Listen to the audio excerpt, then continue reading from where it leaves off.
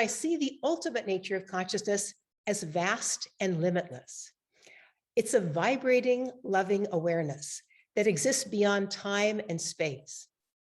And it's simultaneously the essence of the universe and also the essence of our own awareness.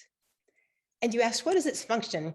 And I think as this infinite consciousness is the essence and the foundation of the universe, I believe it is responsible for bringing this manifest universe into existence through its own infinite freedom and creativity.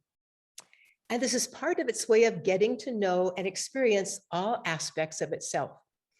And in fact, there's an ancient text from Kashmir from the 10th century by a sage named Utpaladeva that says that this act of creation is a play. And the term they use is krida in Sanskrit. And it means that manifestation is a playful, joyful, loving act of universal consciousness as a way of knowing itself. And in fact, the scientist Bernardo Kastrup, who is from the Netherlands, has said something similar. He says, life may be the way universal consciousness becomes cognitively aware of itself. And physicist Federico Fagin says that each act of self-knowing of the one consciousness creates what he calls a consciousness unit, a small self as a part of itself with the capacity to perceive and know itself and act with free will. And of course, that's all of us and the things of the universe. And of course, then people ask why we don't experience that consciousness fully. And I just want to say, I believe it's because in our own normal embodied existence, various parts of our mind-brain complex act as filters, that is, partial barriers of this experience.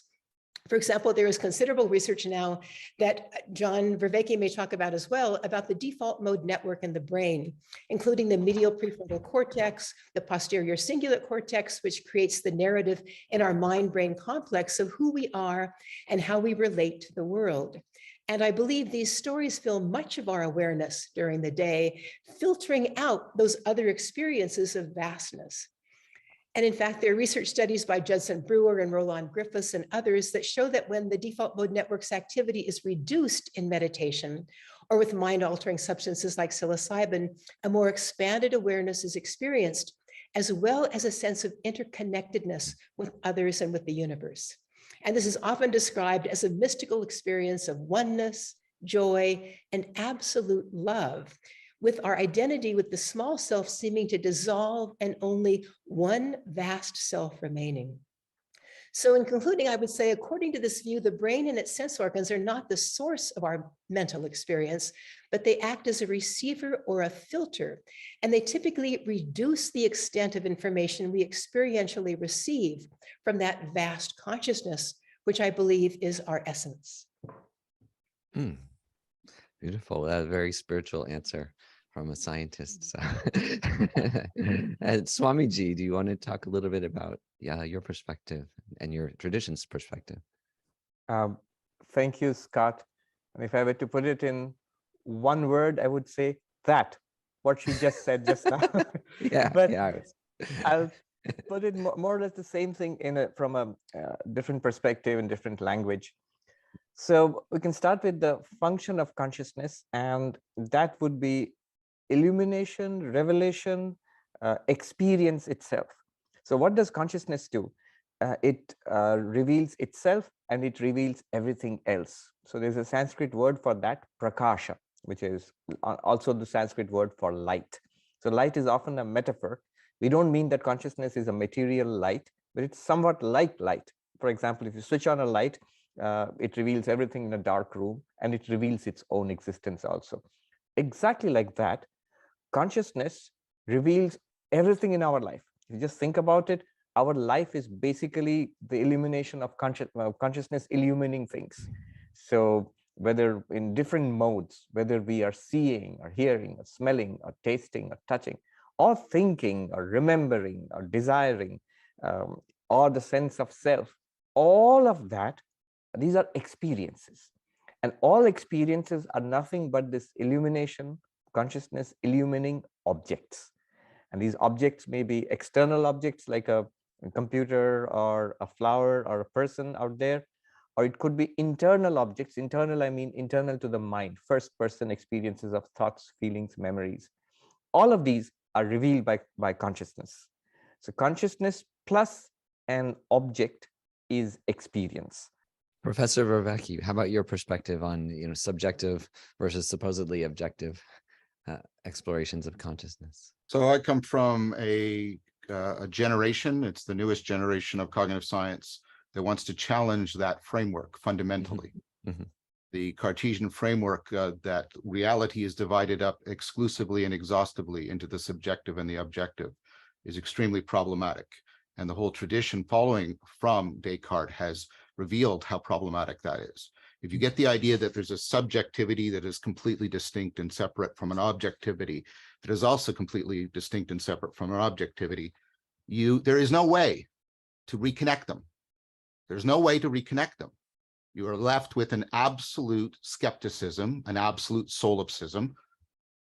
Even your own memories of your past, because they involve memories of your body that's in the objective world, become separated from you. When Descartes says cogito ergo sum, it just dissolves into there's experience right here, right now. That's it.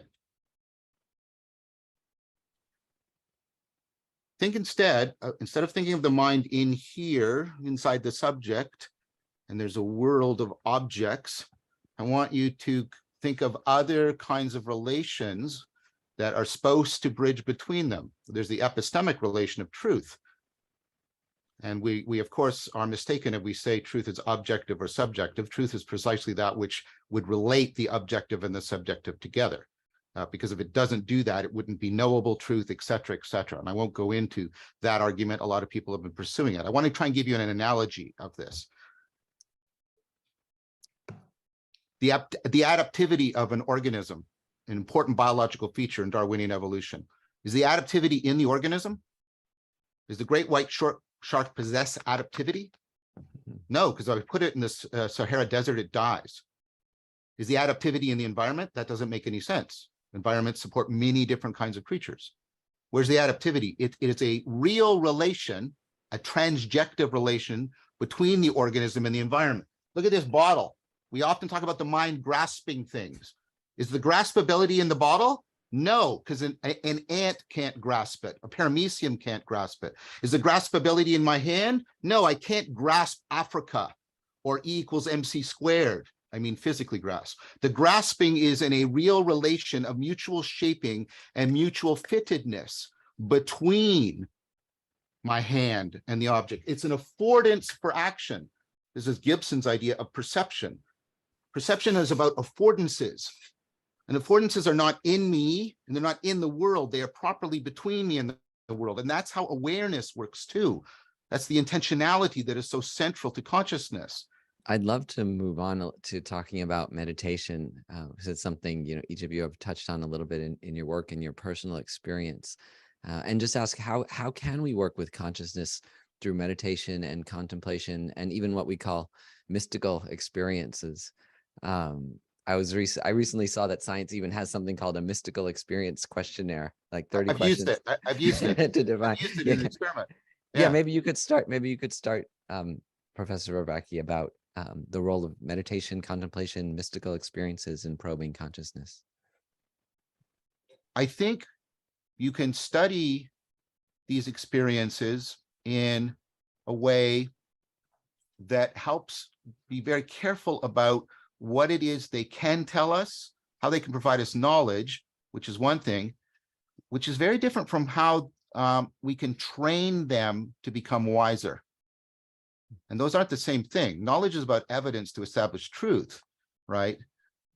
Whereas wisdom is, about zeroing in on what's relevant, so to avoid being self-deceived and self-destructive, avoid foolishness. Knowledge overcomes ignorance, wisdom overcomes foolishness, and ignorance and foolishness are not the same.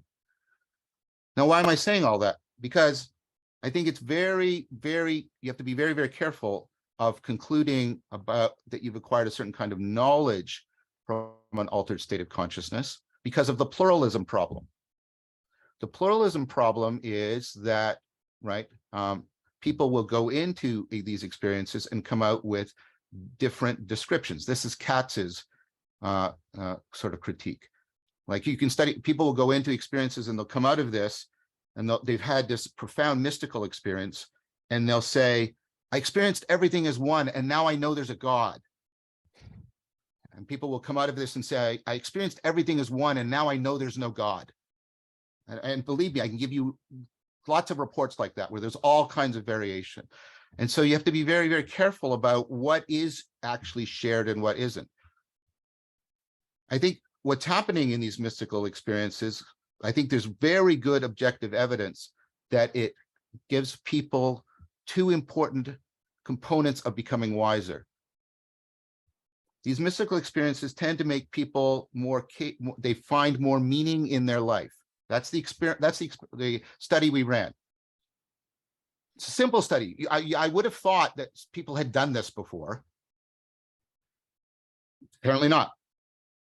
How many mystical experiences have you had? How meaningful do you find your life? Is there a correlation? You would have thought somebody had bothered to do that. Nobody done it. The answer is yes. There's a predictive relation. People who have mystical experience, the more mystical experiences people have, the more meaningful they find their lives. Where meaning isn't semantic meaning. It's not the content of propositions. It's a sense of connectedness to yourself, to each other, to the world. It's in that sense, it's realization. It's that connectedness to reality. I think we have to be very, very careful about what these experiences do afford us and what they don't afford us. I try to answer that, relieve that tension between the perennialists and the constructivists by saying, I'm not sure about fundamental knowledge, but there's really good empirical evidence for an improvement in wisdom. And I think the fact that our culture has lost the distinction between wisdom and knowledge is also very, very problematic and can distort how we try to answer some of these questions.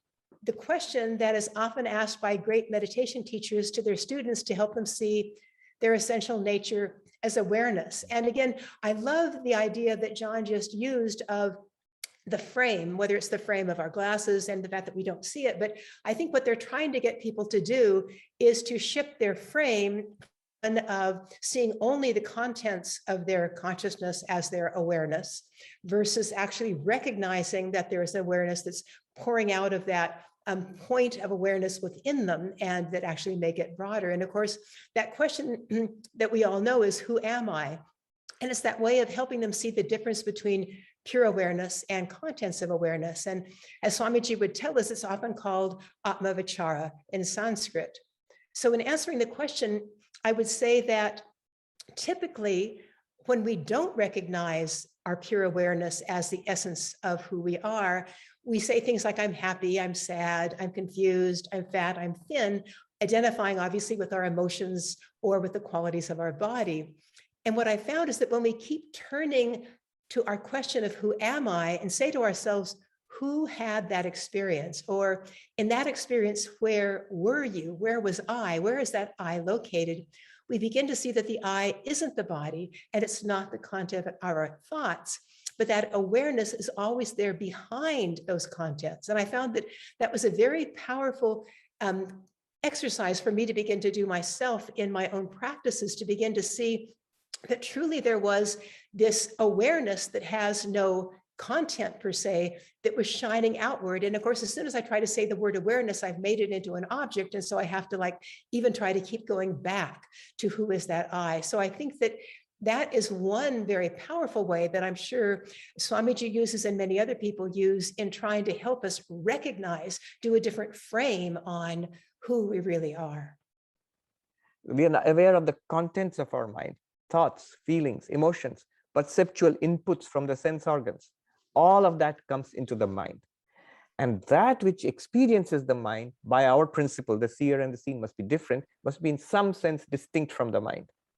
And the mind changes continuously, the seer does not change. The mind has various constituents, various kinds of thoughts, feelings, emotions, memories. The seer is one. So this seer, the seer of the mind, what can we say about it? Well, we can say that it's not an object. You see the ultimate frame, if you think about it that way, which is not part of any constituent of any framing process. It's not an object. It must be of the nature of awareness because it gives us first-person experience. All of it is revealed to that. And yet it's never an object of to any kind of process. It's always beyond all objects, beyond all the contents of all frames. Maybe you call it the ultimate frame or something. That's what the last part of the verse means. The seer is never seen. So you call it a no thing. It's not a thing. Everything else is a thing to it, but it's not a thing in itself. That doesn't mean it's nothing. It's clearly central to all our knowing. So notice what has been done in this process. There are meditative practices associated with this insight. So what has been done is you go from an external world, you note the body and the sensory system, then you note the mind and contents of the mind. Then I can't say that you note consciousness or awareness by itself. You come to see that that is who I am. And that seeing and understanding is also done at the level of the mind, which now has become an object to you, has become a revealed process to you. From an Advaitic perspective, if you have objects and consciousness or subject, and if the idea is to appreciate ourselves as a limitless awareness, non-objective awareness, one way meditation might help is to provide dramatic contents, hitherto unseen, unexperienced, and not experienced contents. So you have a mystical experience of God or oneness or light or the voice of God speaking to you. These are mystical experiences, but these are just contents also. So that would be one way of somehow making the mind free itself of its ordinary range of contents and see some extraordinary content. But Advaita Vedanta says that what pure consciousness is, our real nature, it's always available, not just available when we have mystical experiences. That's the beauty, I think, of the Advaitic approach. It says that it's available right now. I was just thinking when you mentioned the default mode network.